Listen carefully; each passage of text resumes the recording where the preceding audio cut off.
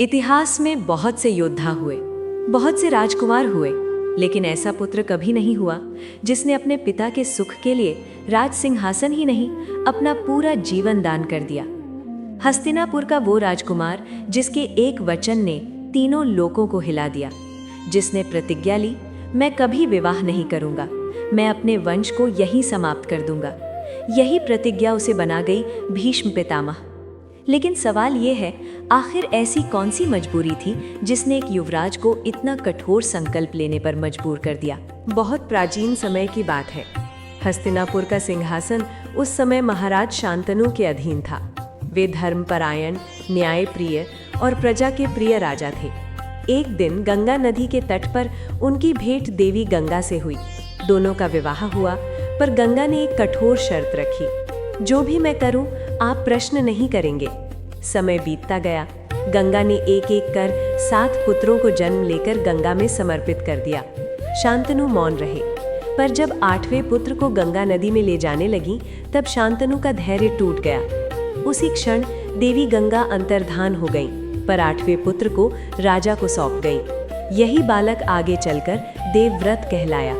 देवव्रत का पालन पोषण स्वयं गंगा ने देवताओं और ऋषियों के बीच किया। उन्हें वेद, शास्त्र, अस्त्र शस्त्र, नीति, धर्म और युद्ध कला सबका पूर्ण ज्ञान मिला। परशुराम जैसे महागुरु भी उनके शिक्षक बने। कुछ वर्षों बाद गंगा ने देवव्रत को शांतनु को सौंप दिया। राजा शांतनु ने देवव्रत को युवराज घोषित कर दिया। पूरा हस्तिनापुर आनंदित था। सब जानते थे कि देवव्रत जैसा योग्य राजा शायद ही कभी मिलेगा, लेकिन भाग्य को कुछ और ही स्वीकार था। एक दिन राजा शांतनु यमुना तट पर भ्रमण कर रहे थे। वहीं उन्होंने एक अद्भुत कन्या को देखा। नाम था सत्यवती, मत्स्यगंधा। राजा उस पर मोहित हो गए और विवाह का प्रस्ताव लेकर उसके पिता निषाद राज के पास पहुंचे।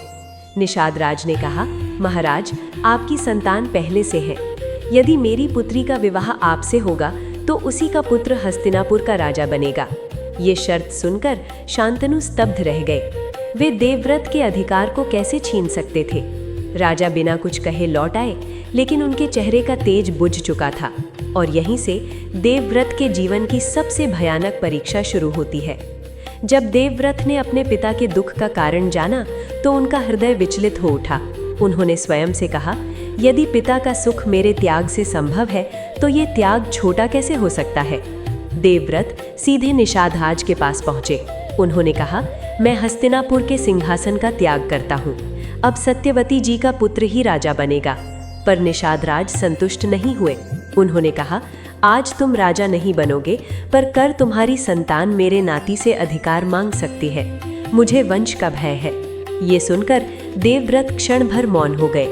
फिर उन्होंने आकाश की ओर देखा और जो कहा वो महाभारत का सबसे भयानक संकल्प बन गया।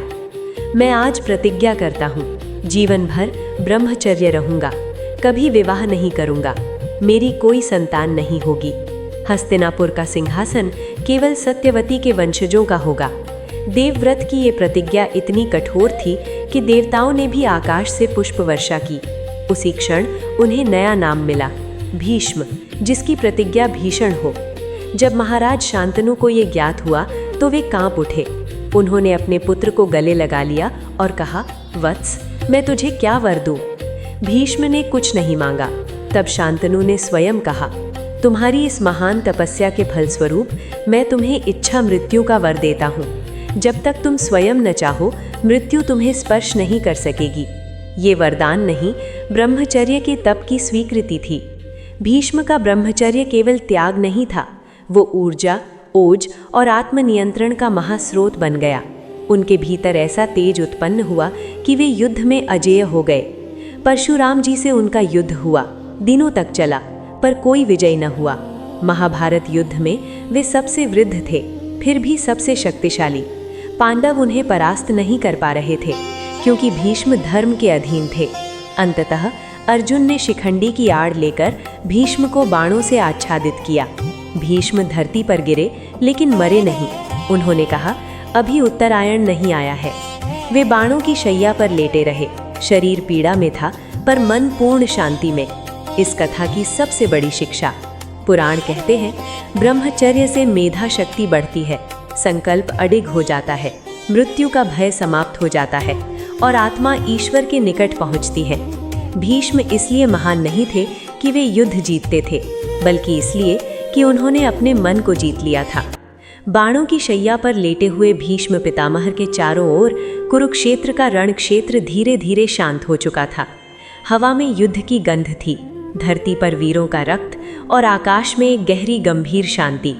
भीष्म पितामह की देह तीखे बाणों से विदीर्ण थी, पर उनका मुख शांत था। नेत्रों में करुणा और तेज दोनों एक साथ झलक रहे थे। युधिष्ठिर, अर्जुन, भीम, नकुल, सहदेव सब उनके चरणों में खड़े थे।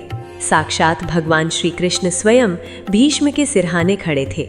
युधिष्ठिर ने कांपते स्वर में पूछा, पितामह, मैं ये युद्ध तो जीत गया हूँ, पर क्या मैं धर्म जीत पाया हूँ?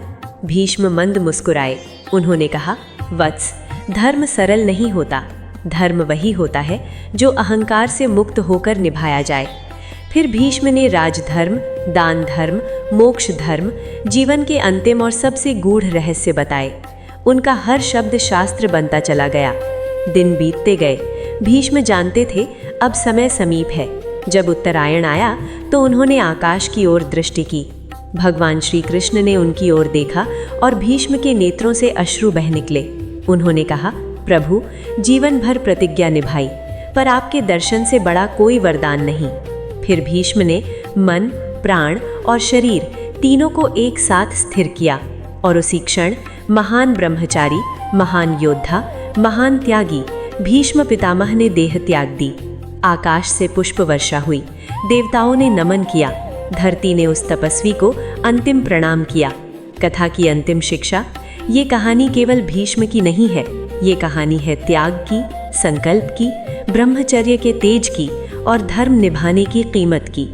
भीष्म हमें सिखाते हैं कि जो व्यक्ति अपने वचन का भार जीवन से बड़ा मान लेता है, वही इतिहास नहीं, धर्म बन जाता है।